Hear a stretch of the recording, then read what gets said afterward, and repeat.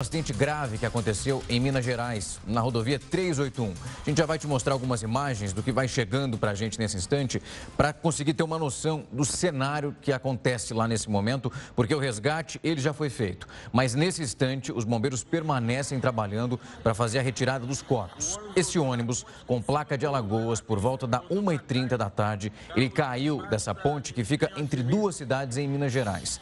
O ponto de Minas Gerais, para você vislumbrar o que eu estou falando, a 110 quilômetros de Belo Horizonte, entre João Monlevade e Nova Era. São duas pequenas cidades. Esse ônibus estava ali nesse trajeto. Duas informações iniciais foram passadas nesse instante em relação ao que aconteceu. Uma falha mecânica, onde o veículo teria perdido o controle, batido na lateral e despencado 15 metros de altura.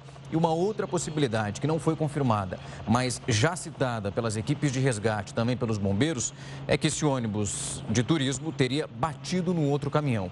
E aí ele perdeu o controle, não conseguiu contornar o veículo de maneira que fosse mais segura e acabou despencando. 40 pessoas estavam dentro desse ônibus.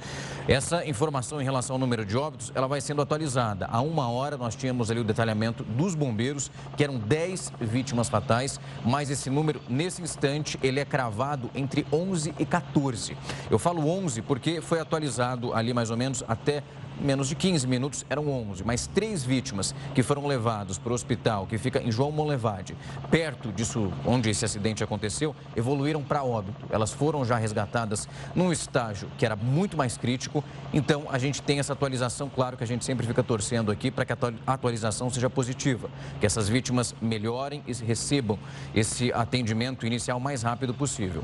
Em relação a esse ponto, você está vendo pela altura, é difícil chegar para fazer esse resgate.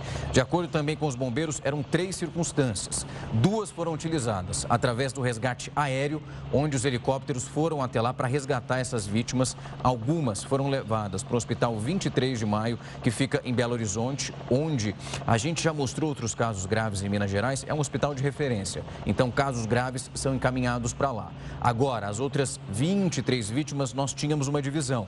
Nessas 2 cidades que eu citei ali, Nova Era e também João Monlevade, que acabaram recebendo as vítimas para essa triagem inicial.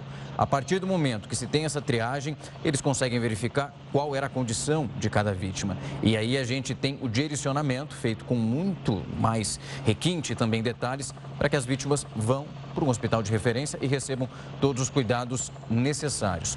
Eu falei desse resgate aéreo que aconteceu ali por volta da 1h50.